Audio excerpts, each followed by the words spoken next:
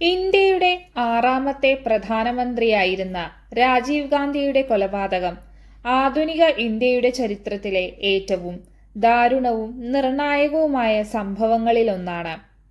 1991 May 21 തമിഴ്നാട്ടിലെ ശ്രീ പെരുമ്പത്തൂരിൽ വെച്ചാണ് രാജീവ് ഗാന്ധി കൊല്ലപ്പെട്ടത്.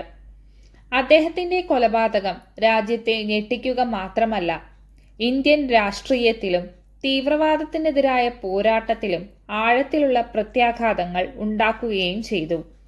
അതിന് കാരണമായ സംഭവങ്ങൾ, കൊലപാതകം, അതിന്റെ അനന്തരഫലങ്ങൾ എന്നിവയുടെ വിശദമായ വിവരണം ഈ വീഡിയോയിലൂടെ പറയുന്നു.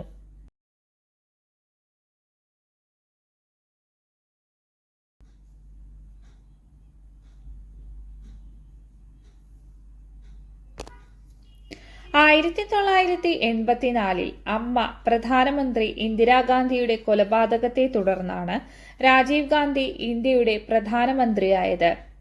രാഷ്ട്രീയത്തിൽ പ്രവേശിക്കാൻ ആദ്യം വിമുഖത കാണിച്ച മുൻ വാണിജ്യ പൈലറ്റായ രാജീവ് ഗാന്ധി ദേശീയ പ്രതിസന്ധിയുടെ കാലഘട്ടത്തിൽ നേതൃത്വത്തിലേക്ക് ചുവടുവെച്ചു.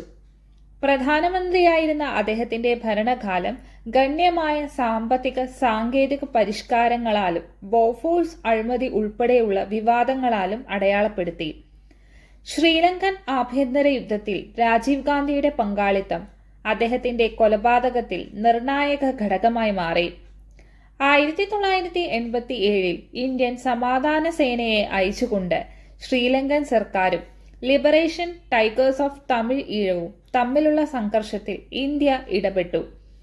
ഈ ഇടപെടൽ LTTയുടെ കടുത്ത നീരസത്തിന് ഇടയാക്കി. രാജീവ് ഗാന്ധി അവരുടെ ക്രോധത്തിന് ഇരയാകുന്നതിലേക്കും നയിച്ചു.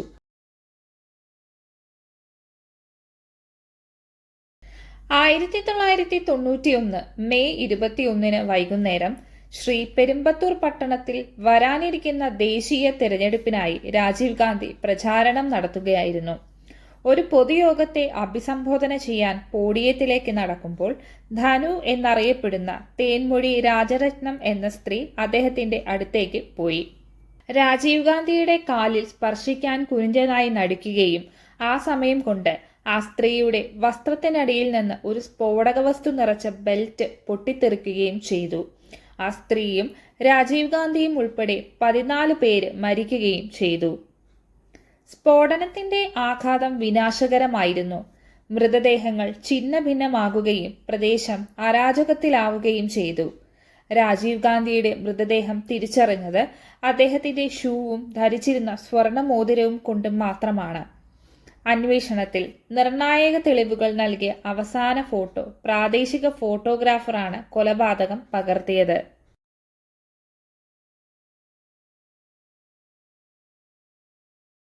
LTTയുടേതാണ് കൊലപാതകം.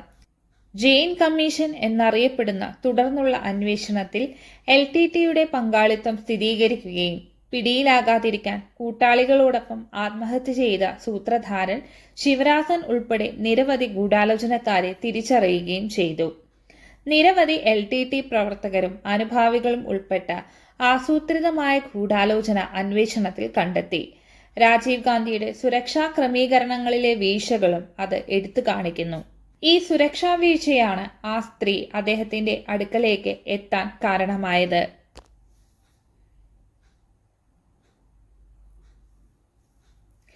രാജീവ് ഗാന്ധിയുടെ കൊലപാതകം ഇന്ത്യക്കും അതിന്റെ രാഷ്ട്രീയത്തിനും കാര്യമായ പ്രത്യാഘാതങ്ങൾ ഉണ്ടാക്കി.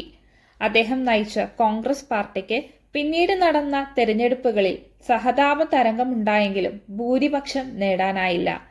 സാമ്പത്തിക ഉദാരവൽക്കരണത്തിന്റെ ഒരു പുതിയ യുഗത്തിന് തുടക്കമിട്ടുകൊണ്ട് PV നരസിംഹറാവു ഒടുവിൽ പ്രധാനമന്ത്രിയായി. അന്താരാഷ്ട്ര തലത്തിൽ കൊലപാതകം LTTയിലേക്കും അവരുടെ രീതികളിലേക്കും ആഗോള ശ്രദ്ധ കൊണ്ടുവന്നു. അത് ശക്തമായ തീവ്രവാദ വിരുദ്ധ നടപടികളുടെ ആവശ്യകതയെ അടിവരയിടുകയും ശ്രീലങ്കയെ സംബന്ധിച്ച ഇന്ത്യയുടെ വിദേശനയം പുനർമൂല്യനിർണയം നടത്തുകയും ചെയ്തു.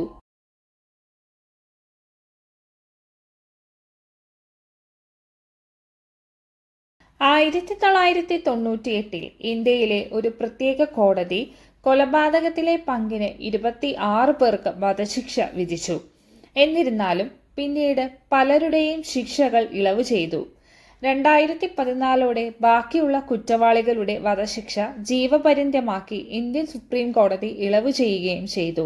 കൊലപാതകവുമായി ബന്ധപ്പെട്ട നിയമ നടപടികൾ ചർച്ചകളും വിവാദങ്ങളും സൃഷ്ടിച്ചുകൊണ്ടിരിക്കുകയാണ്. 2018 തമിഴ്നാട് സർക്കാർ ബാക്കിയുള്ള കുറ്റവാളികളെ മോചിപ്പിക്കാൻ ശുപാർശ ചെയ്തു. ഇത് രാജ്യത്തുടനീളം സമ്മിശ്ര പ്രതികരണങ്ങൾക്ക് കാരണമായി.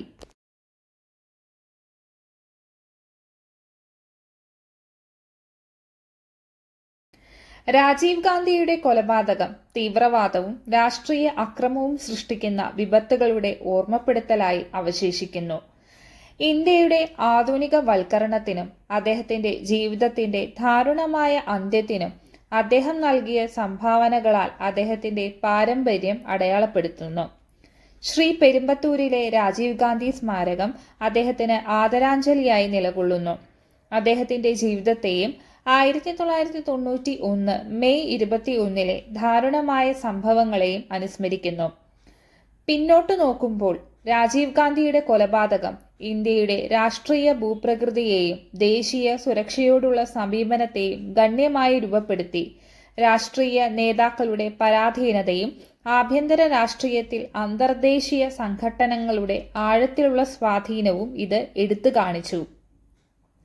രാജീവ് ഗാന്ധിയുടെ കൊലപാതകത്തിന്റെ കഥ രാഷ്ട്രീയ അക്രമത്തിന്റെ ഒരു കഥ മാത്രമല്ല, നീതിക്കായുള്ള ശാശ്വതമായ അന്വേഷണവും സങ്കീർണവും പരസ്പര ബന്ധിതവുമായ ലോകത്ത് തീവ്രവാദത്തെ ചെറുക്കുന്നതിനുള്ള നിരന്തരമായ വെല്ലുവിളി കൂടിയാണ്. അദ്ദേഹത്തിന്റെ കൊലപാതകത്തെ തുടർന്ന് രാജീവ് ഗാന്ധിയുടെ മൃതദേഹം വിമാനമാർഗം ന്യൂഡൽഹിയിലേക്ക് കൊണ്ടുപോയി. ഇന്ദിരാഗാന്ധി ഇന്റർനാഷണൽ എയർപോർട്ടിൽ നിന്ന് അദ്ദേഹത്തിന്റെ മൃതദേഹം പോസ്റ്റ്മോർട്ടത്തിനും പുനർനിർമ്മാണത്തിനും എംബാമിങ്ങിനും വേണ്ടി ന്യൂഡൽഹിയിലെ all India institute of medical സയൻസസിലേക്ക് അയച്ചു. 1991 മെയ് 24 രാജീവ് ഗാന്ധിയുടെ സംസ്കാര ചടങ്ങുകൾ നടന്നു. അദ്ദേഹത്തിന്റെ സംസ്കാരം ദേശീയമായും അന്തർദേശീയമായും തത്സമയം സംപ്രേഷണം ചെയ്യുകയും 60-ലധികം രാജ്യങ്ങളിൽ നിന്നുള്ള പ്രമുഖർ പങ്കെടുക്കുകയും ചെയ്തു. യമുന നദിയുടെ തീരത്ത് അദ്ദേഹത്തെ സംസ്കരിച്ചു. ഇന്ന് അദ്ദേഹത്തിന്റെ സംസ്കരിച്ച സ്ഥലം വീർഭൂമി എന്നാണ് അറിയപ്പെടുന്നത്.